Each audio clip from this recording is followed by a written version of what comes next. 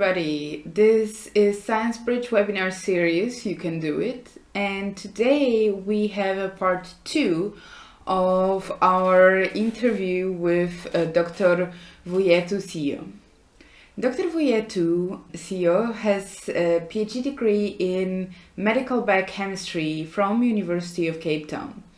She further continued her journey at UCT as a postdoctoral research fellow and a lecturer. Additionally, she completed various courses on instructional technology and course design. But currently, Vuyo is a creator of and host of Entrepreneur Scientist podcast. You can check it in the description of this video as well as our previous video. We stopped last week on the part where Vuyo was starting to develop her entrepreneurial journey as a podcast producer. And today you're going to be able to listen to the second part of the interview where Vuyo will describe more of her duties as the podcast producer. So you edit the story, and how you do that is you take the tape and you transcribe it. So everything that I said will be put into words.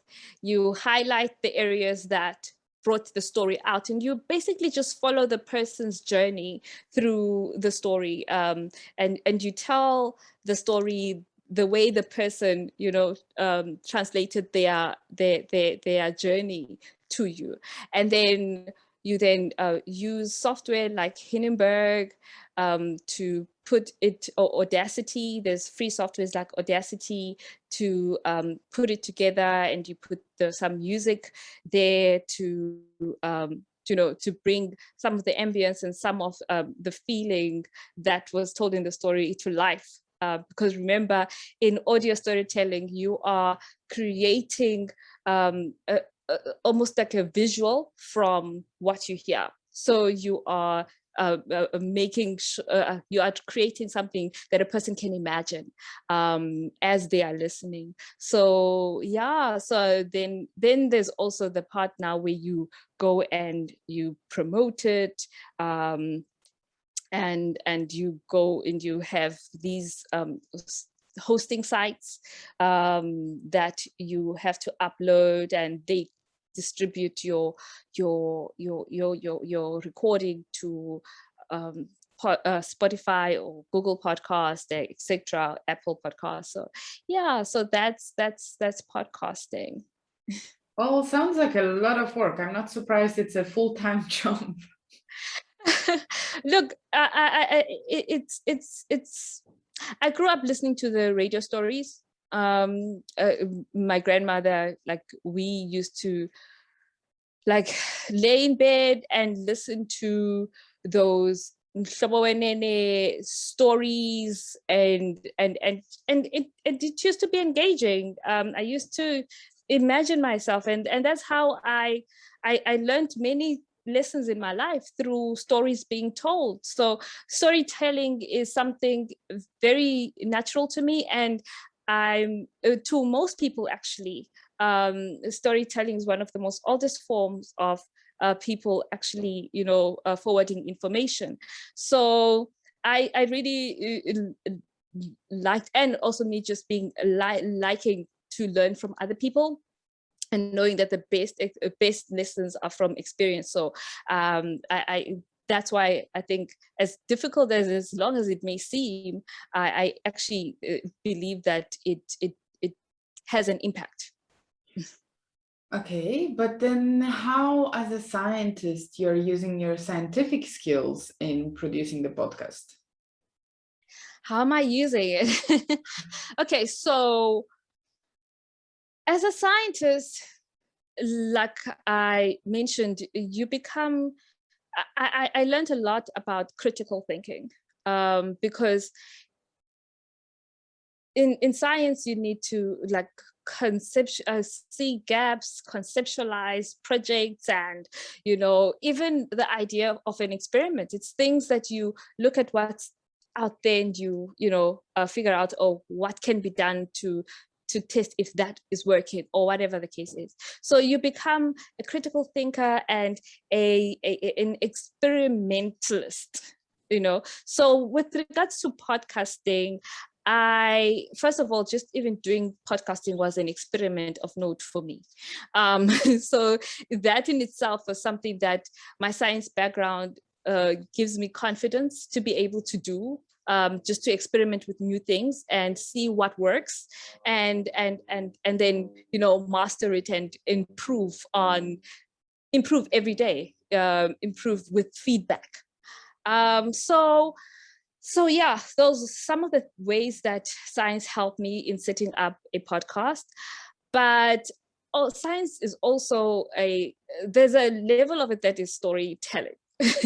And for example, when I was writing my thesis had to be a story. It was not just, you know, just pieces of writing being, you know, just you put different chapters. It flew from your introduction to your methods and how you did it, to your results and what you found, to your discussions and what you thought about it holistically.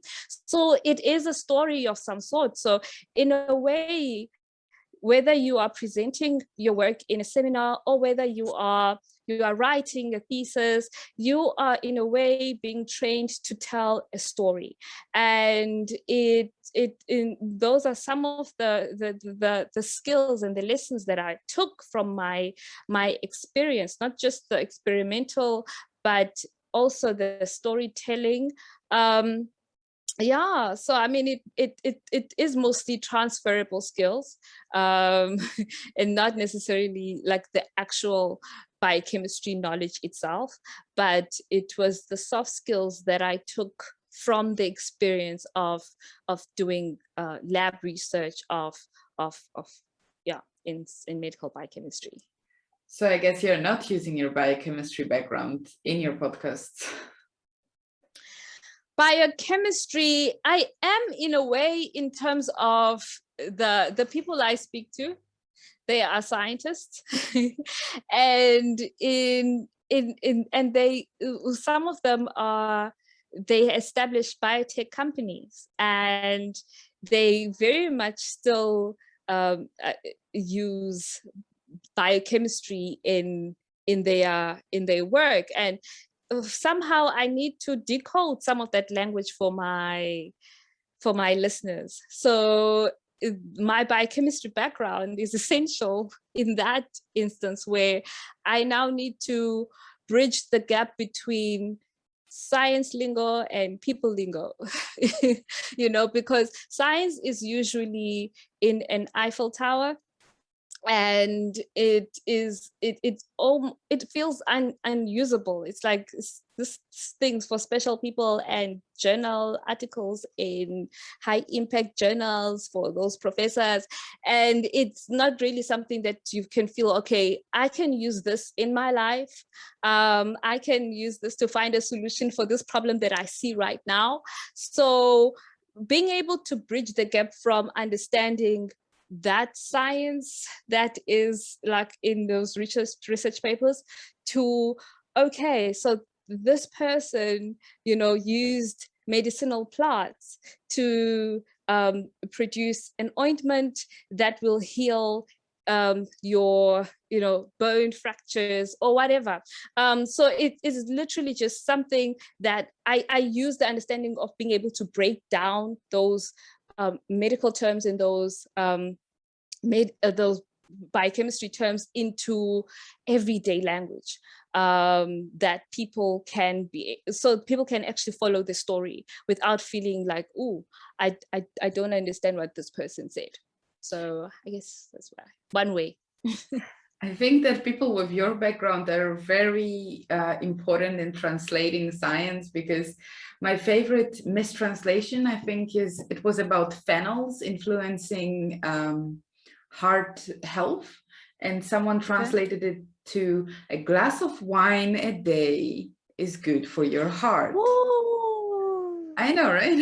So as long as someone translates that research correctly, it might have a very interesting impact on the the later discussions, because I mean, now wine a glass of wine a day is recommended for people with heart problems, something like that. So Yeah, but we can have conversations all day about that. Hey? Yes, it can give the completely different spin on the information that were in the actual research article. So yeah, absolutely, your biochemistry knowledge, I think, is very relevant. And being able to bridge the gap between the academic language and everyday people language. And, it's very difficult because, as a scientist, you try to be as accurate as possible. But then in the everyday language, you need to be as understandable as possible. And sometimes accuracy is difficult to comprehend. So just trying to bridge that gap is a skill I'm also trying to master, but is a skill that I feel like is necessary because the science needs to be translated and work for people outside the doors of academia. No, absolutely. This is the whole field of science communication, and that spreads into so many different subgenres that basically podcasting would be one level. Then you have the scientific journalism, which can also go either you're publishing pieces for Nature, or you are still publishing. Like when I was much younger, I used to love our Polish local scientific journal, which was basically, it was called Focus, and maybe it's international, but it was giving, short pieces about different scientific discoveries in a very, nice. People-friendly manner, I would call it. So I could understand some stuff about physics or astrophysics, because that was very interesting, and it was still relatively accurate, I believe, to science. Yeah. Maybe not exactly accurate, but at least it was something. And it opened your mind. That's the most important thing, is opening your mind, because I think keeping science very academic makes it exclusive. It excludes a lot of people, and it excludes a lot of opportunity for it to be used for the good of people, because less people will be inclined to want to use it. So for the use of other people, because they don't understand it. So yeah. That's exactly what's happening with the whole pandemics and misinformation around the pandemics. So that's exactly what you're talking about. So do you have like some final words for students who are afraid to graduate because they are afraid what's going to happen to them after they graduate? Suddenly there is this blank canvas, and what am I supposed to do? Yes, I definitely do. I just want to share what has helped me along my route.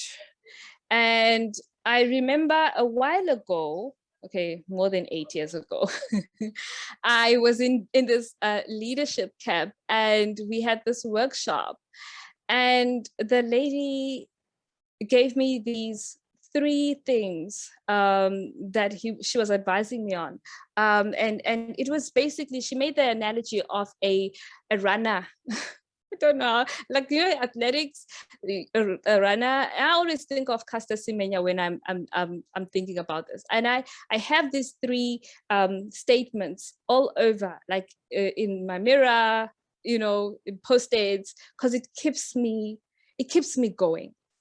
And they are, I actually wrote it down for you here, sorry. Like, you keep your eye on the finish line. And what that means is set a goal and never give up until you get there. And don't let many things distract you. Don't even let the worry of the future distract you from your goal. So first, have a goal, and then you make sure that everything you do is focused on you reaching that goal. And then the second statement that she gave me that I live by till today is finish the race and finish strong. So whatever goal you have, make sure that you finish it. You will have challenges. There will be times where you feel like, I want to give up. But remember your promise to yourself to finish and to finish strong. So focus, and it's not about the destination really. Yes, you focus on the goal, but it's about improving yourself every day, working on yourself every day, even as you're going to graduation now. You work on mastering the place where you are right now so that you can be able to leverage on the skills you're mastering right now for later. So focus on making sure that you finish your race, which is now your graduation, but you finish strong so that you are able to leverage on that going forward. And then the third thing that I had that I live by is run your own race. I could not stress this further. I was, so what she would say is, when a runner is on the track, so they will have their own lane. And if the person is, focused on what other people are doing, they slow down. You slow down, and you're not really focused on where you're going and how you're doing. So stop looking at what other people are doing. Stop looking at what people believe you should be doing, but make sure that you are running your own race and you are going towards your own goals. Now, there are practical ways that you can go about, making sure that you're running your own race. And one of the ways that I like to think of is thinking of your life and your career as if you were the business of you. So you gain an entrepreneurial mindset. And what I mean by that is you develop yourself to such an extent that you become of value to your next employer or to your customers. And what I mean by that is okay, so sorry, I just went, so you become of value. You first have to understand yourself, understand your strengths, understand what you are able to give to the next person that will be of value to them, that they are willing to spend.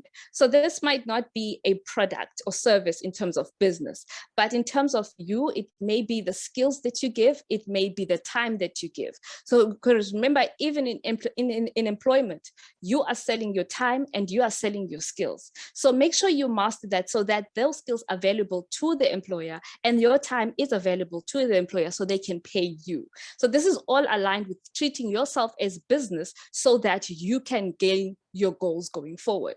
So make sure that you spend the time to get to know yourself, get to know your strength and master that. And you make sure that you spend all that time mastering that. But then also on the outside, remember, you don't know what you don't know.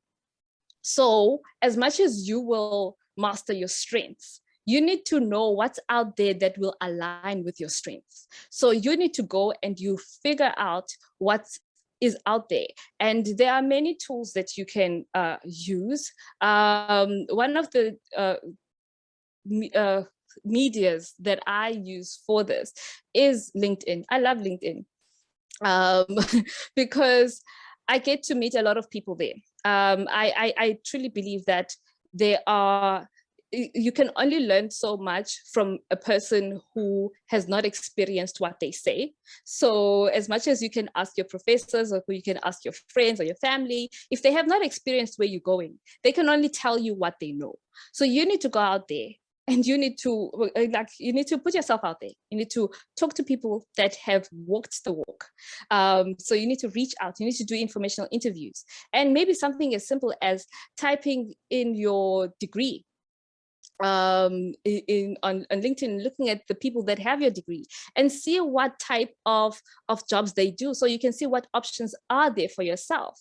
Then you can look into which options might align to you, and in that way, align to your strength. In that way, I actually really believe that you will find something that's fulfilling, that will align not only to your strengths but to what you value, and will meet you where you are, because we all have different needs and we're all different, and we might need, something that's going to be able to support us financially, but also put us in a place that we can thrive professionally. So yeah, so that's the advice that I would give. It's something that I live by. It's something that helps me get through the hurdles of life and challenges, and that helps me pivot on difficult experiences. And maybe I need to change the direction or not, but if I have a goal, I always make sure that I'm focused on it, and I don't lose track, and then take the time to just master my strengths and do scary things like being on this on the video chat. And yeah, and that's another thing that I wanted to say, face your fears, do things that are scary. If you're scared, do what scares you. And that this is actually influenced by a book that I'm reading by Lavi Ajayi Jones. See if I can find it. It's called The Fear Fighter Manual. I'm not promoting all these books. I'm just sharing what I use. It's called The Fear Fighter Manual, and basically it talks about all the things that you can do within yourself to help you, to enable you to face your fears so that you can progress forward.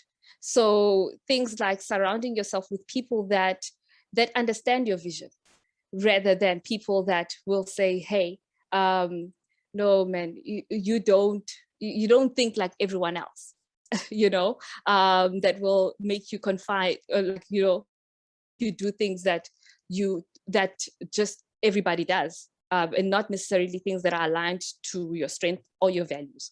So yeah, face your fears, do it scared, do whatever you need to do next, do it scared. And it might get better with time, might not, but do it scared, do it anyway. Make sure that you live out to your potential.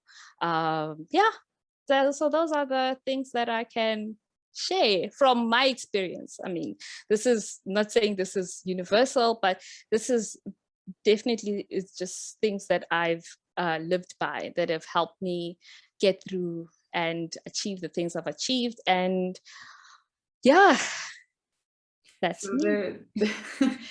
There was a lot of information in that final advice. I know. I'll just give a very brief summary, and guys, just rewind to have the whole picture.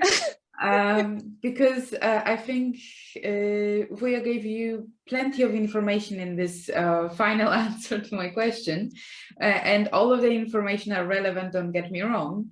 So you have to keep your eyes on a prize when you're running in your own lane. So it's your own personal goal. Don't look around what other people's are doing, because you're just going to get distracted. And invest in yourself as if you were investing in your own business, no matter if it scares you or not.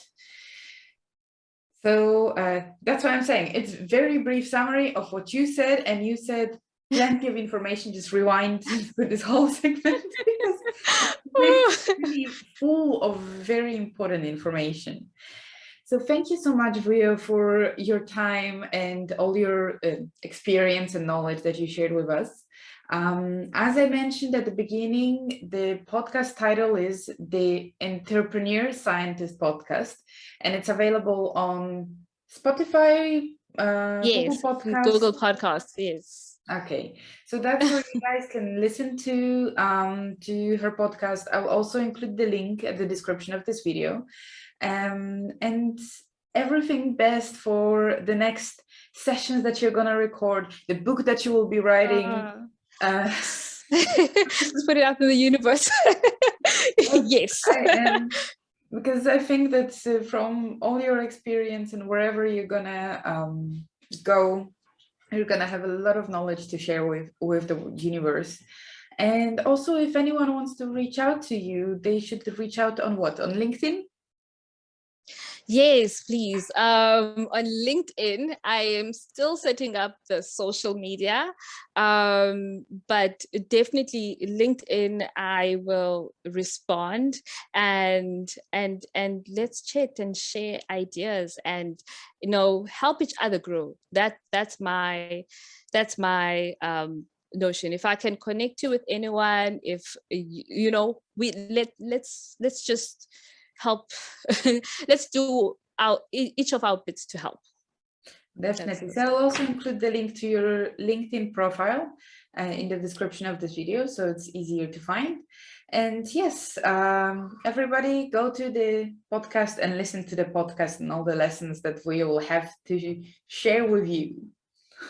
Yes, and I'm not sure if we had, because we were chatting before recording, so I'm not sure what's in the recording, but I think it's important that people understand that in the podcast, it is scientists from all walks of life. So it is scientists who have left academia, scientists who are still in academia but doing businesses. It's scientists who might not be doing pursuing a business, but is producing a product that is of value, that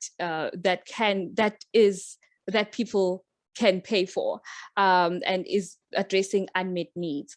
And it's also people who have resources and those without connections or money, taking their businesses literally from the streets to the local clubs, shops that we go to in different countries, in Africa and around the world. So definitely inspiring stories in the podcast, and I hope they meet you where you are and help you navigate your challenges.